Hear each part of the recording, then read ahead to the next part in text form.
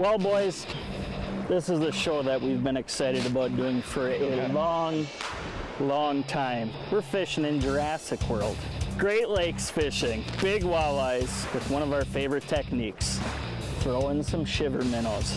Giant walleyes. Giant walleyes. Summertime, we're going to talk about the different structure areas and different elements you want to look for. But more importantly, we're going to show you a lot of big next bites.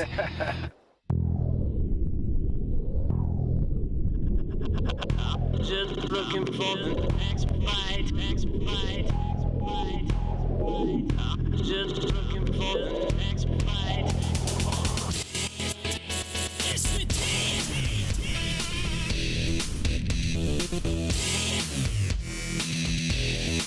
And I tell you what, the monsters are in here.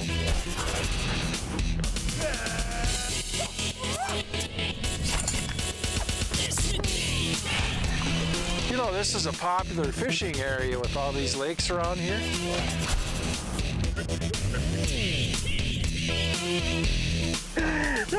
That's so awesome.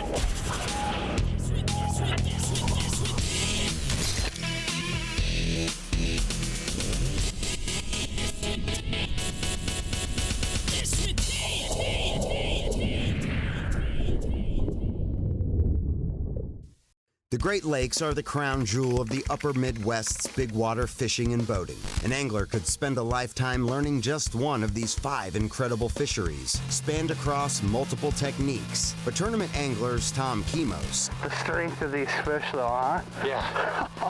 Gary and Chase Parsons specialize in quickly breaking down big water as part of their livelihood. I mean, that thing's not crazy long, but just look at the shoulders on these things. Oh, yeah. That's a lot of fun. Starting with how these Great Lakes summertime giants tend to move and feed. Finding fishing spots for Great Lakes walleyes can be daunting, especially in the summer, and that's when you shiver, is in the summer months. When the water temps are like 70 degrees and higher, that's ideal.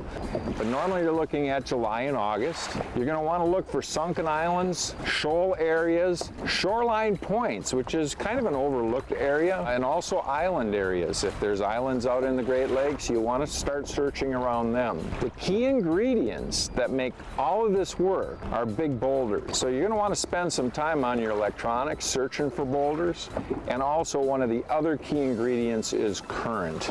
Remember, these areas are not normally large. In fact, it's better if they're smaller because you want to cast to those spots. There he is. Oh yeah, you want me to anchor up? Or? Yeah, anchor up, Chase. Would you catch the one I just missed, Tom? I'm pretty sure it is. And guess what? It's a good one, too. CP, you got the net? Yeah, I'll get it. Oh yeah, this is a good one. You're not sleeping on the trigger, are you? Don't sleep at the trigger with Let's the switch net spots now. with the GP. All right. I'm nervous for you right now. Oh man, you can't help but shake when you hook these giants out here. Back by the kicker. Here comes GP. Let's go, let's go, let's go. Oh, GP! Get him! I didn't give up on him, Tom. That is a beast. We come and chase these giants up here. Look at that. Nice job, Thomas. And then when you first see them, it's like, I don't care how many you've caught. You just go boom, boom, boom, boom. Oh yeah, they make the knees knock. There's no doubt about it. I mean, these are true giants up here. So, well, let's get her back, huh? Okay. Cool. I'm gonna go off of this side. All right.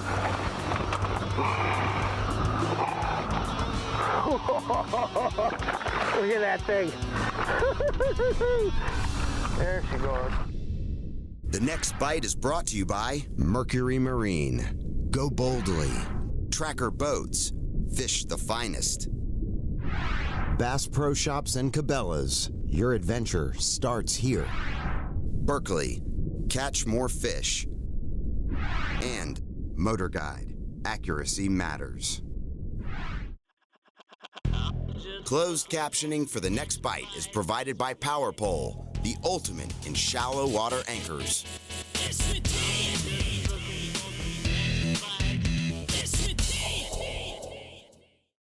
So are you coming after these big walleyes? We're talking about big water, we're talking about making long casts, and you might tie into something that you're gonna need some power with.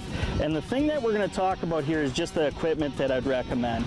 Something that's relatively long in length in spinning gear, 6.5 to 7 feet in length. This is a new Bass Pro Walleye Angler rod right here. This is actually a Bass Pro Johnny Morris Patriot rod. But the real key is to use something that's a little bit heavier than, say, your typical jig pitching rod. Maybe something that you pitch 1/4 ounce jigs with. The thing you'll notice with these rods is there's a lot of backbone and just a really fast tip. So maybe in that 6.5 to 7 foot length, medium action, fast tip, because when you cast it far and you get a bite at the end of your cast, you want to have something that's pretty stout to get the hooks into that fish. One thing that we've grown very fond of is actually this Fireline Ultra 8 carrier right here. It's unbelievably strong. We're casting around these rocks, you want something that's real strong. It also has the smoothness, so you can cast these things even further than what you typically can. We're coupling that with a 15-pound fluorocarbon leader with an Albright knot, going right down to the business end of the Shiver Minnow. So when you're going to come out on this big water, go for big walleyes with the big Shiver Minnows, make sure that your equipment is nice and strong to get those fish to the boat. Yes, sir. Oh yeah! Oh yeah! Holy man. We got a little bit of time, but I felt right before that, it felt like it might have been one there. just see what he lifted on it. This is unbelievable. This is a big fish, boys. When they're cruising around the boat like this. Whoa. GP, what does it take to make you shake now?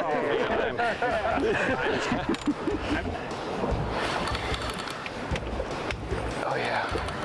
Here he comes. Oh jeez. Is that a big fish? Yeah, he's starting to get tired. Oh, here he is. Here he is. Here he is. Yeah! Look at that thing! Oh, look how deep. GP! I mean, he worked you over, but you got him in the boat. Oh man. Oh man, I'm actually shaking with it. I was shaking. He just didn't want to come up for you. And he was cruising and cruising. Oh man. Look at that stud. That's a stud fish. I mean, we've still seen way bigger ones up here, but Yeah. I'll tell you what, spinning gear, I mean, that thing did not want to come in, and then when it was straight down, it wasn't coming up. No. Look at that big girl. Yeah. Well, let's get her fish. Solid fish. Wow. Come on, girl. There you go, back to the depths. Oh, yeah, she's ready. So we're using the precision trolling now.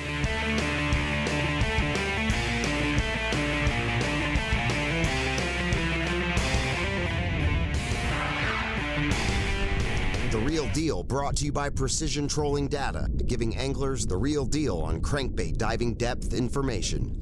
Every few years, Bass Pro Shops lets us revamp the Walleye Angler Signature Series rods. And one of the rods that we looked at redoing this year was a trolling rod. Now, what we wanted is a little bit longer rod, like a 9.5 foot rod is what we came out with. Now, let me talk about trolling rods in general.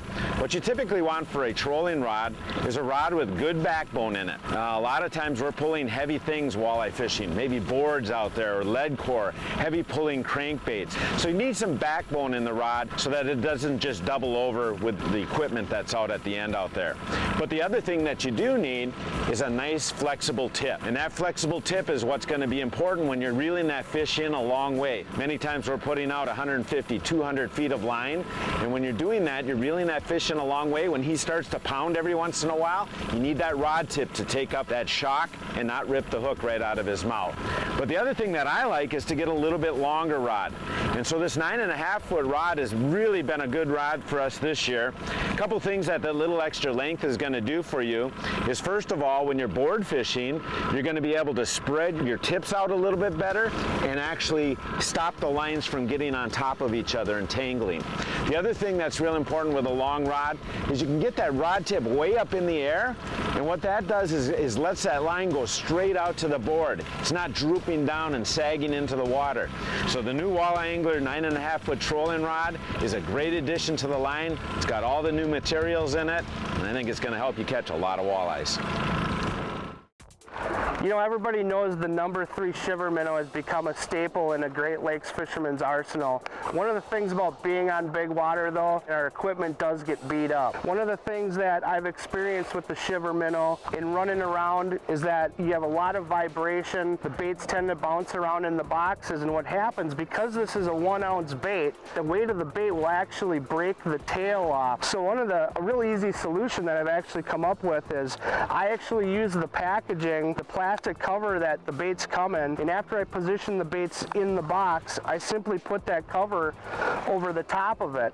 The other thing that's real important is I lay the baits all in the same direction, so all the heads are on top of each other. The weight of the bait is not on the bill, and once again what that does is it keeps that weight from coming down and breaking off the tail of the lure, and then I simply lock them in with the packaging, and I'm ready to rip. Oh, there's one. Oh yeah.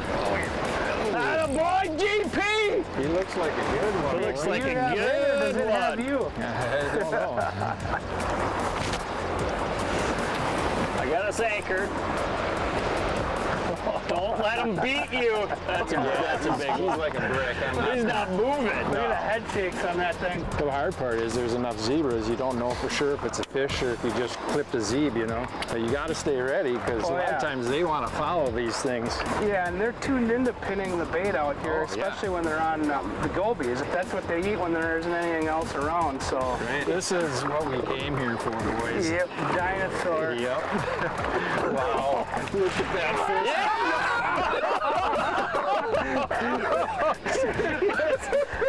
Oh my goodness, Tom. Look at that beast. Look at that beast. That is, I'll tell you. Wow. Wow. That is a horse. They're so dark, and it's like a whole different class of fish. Oh yeah, that's Yeah. a prehistoric walleye right there, and Big Great Lakes fish. hunker down in these big rocks and just crushing gobies, and you gave it the goby to crush for sure. Probably never saw a bait in its life. Just been happily eating smelt and gobies. Oh yeah.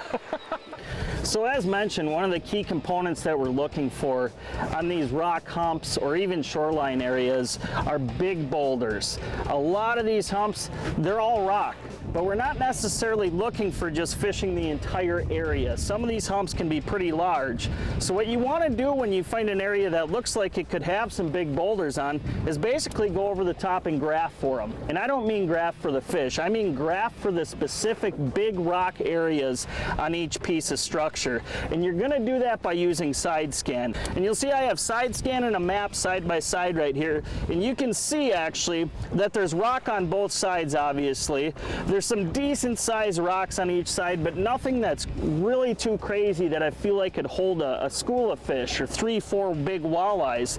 So as we're going across this hump here, what we're going to do is just pay attention to the side scan and really look for that area. And as we go along, you're gonna see there's some bigger rock on the right side, and then I'm seeing something right here on the right that looks really interesting. You can see how big those boulders have gotten, and it almost looks like a ridge. So what you wanna do when you see stuff like that is basically using the touch screen, just put your cursor on where you wanna drop a waypoint, hit waypoint, and drop a bomb track of the stuff that you really like to see. Now you'll see actually there's big rocks on each side. So we're really right down the center of it. So we're gonna just keep dropping waypoints, lay down that bomb track, and what you wanna do when you figure out those key areas is just go right back and fish it. Go try to pick those fish apart that might be there, but we are not necessarily looking for fish marks, we're looking for those big boulder marks on these key structure areas. The next bite is brought to you by Mercury Marine. Go boldly. Tracker boats. Fish the finest. Bass Pro Shops and Cabelas. Your adventure starts here. Berkley. Catch more fish. Lowrance. Find, navigate, dominate. Motorguide. Accuracy matters. And Power Pole. Swift, silent, secure.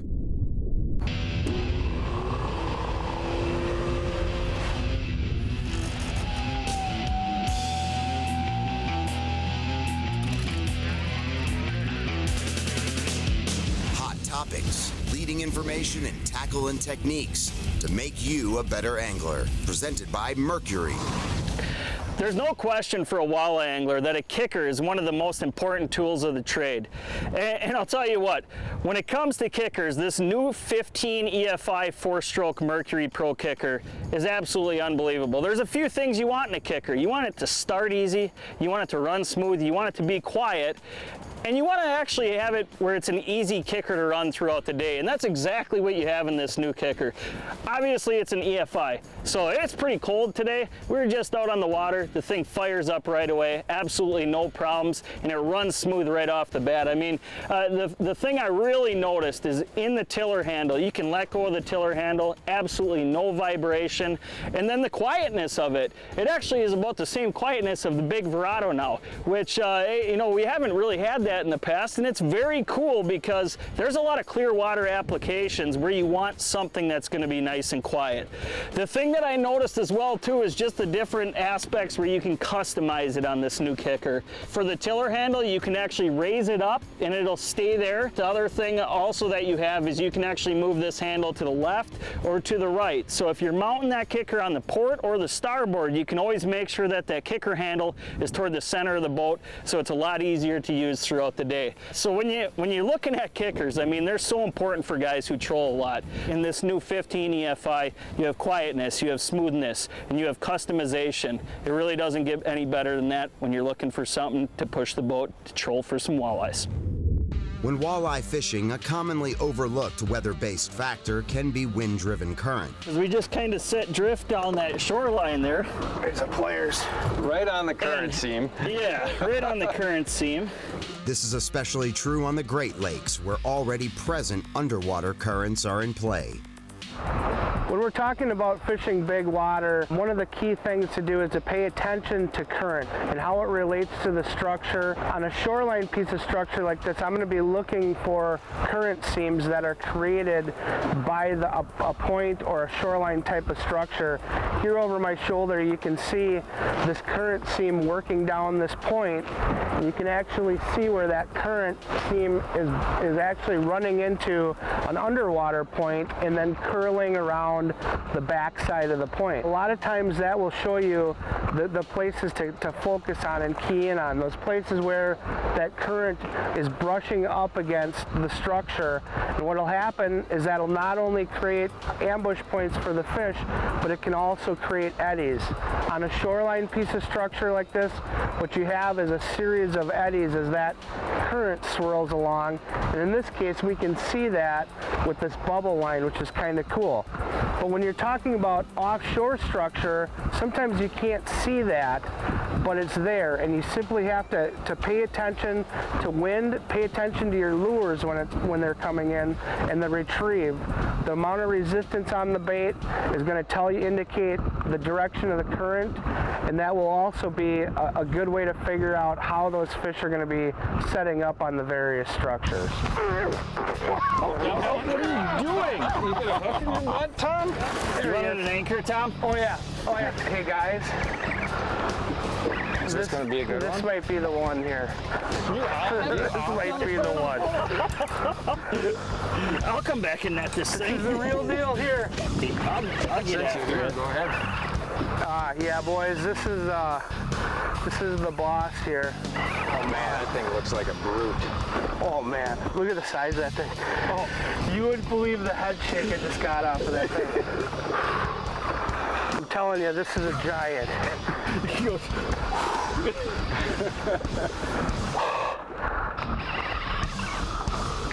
Look at the size of that thing. That is big.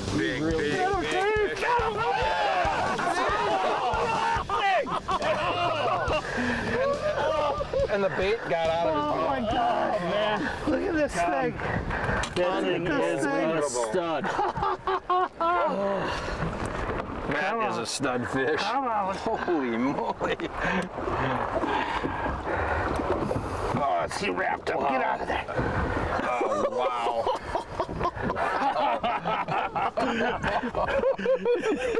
That's phenomenal. This thing is as big as they get. That's a big. Look at that thing.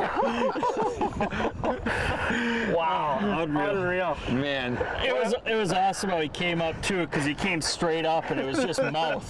Just a big old yap full of shiver minnows. Wow. That is awesome. I mean, Wow. words can't describe what it's like to fight a fish of this magnitude. I mean, it's just unbelievable. It never gets old. It's like fishing in Jurassic World. It is. We're in Jurassic World, no doubt. You know, the rest of the guys fish for gravel lizards. Yeah. We do fish for boulder brontosaurus. Oh yeah, no doubt about it. Let's get that Yeah, let's GoPro get her back, back. Tom. Oh, that is a heck of a fish. There she goes. Go, go, go, go, go, go, go. I can tell he's hooked right in the beak too by the way he's In the head shake that he's got going on. I told you the time to be a gentleman was over here. So Yeah, I know. Don't get your undies in a bunch here, Tom. they are so wadded up right now. It's can't even describe how uncomfortable it is. Look at the size of that fish. You sly dog, you. Hey boys, can you feel $20 leaving your pockets? Not cool. Well, there he is. Coming he up. looks He's like up a already. log, man. It's a pike. It's a pike! You gotta It's be a pike. kidding me. Yes! Good one, Chase. Multi-species talent. Grab your pike. Grab your delicious pike, Chase. I got a pike here for you, Chase. Tell us about how you were working that thing. Yeah, not what we're looking for. Unbelievable. You guys just need to know when you're whooped. The Next Bite would like to thank the CHALA Motel in Sturgeon Bay, Wisconsin. Your Great Lakes adventure all starts with a great night's rest, featuring free ice and coffee with large boat parking and electric outlets. Check them out on TripAdvisor or at travelwisconsin.com. For direct booking information at this angler-friendly motel, please call 920-743-6788.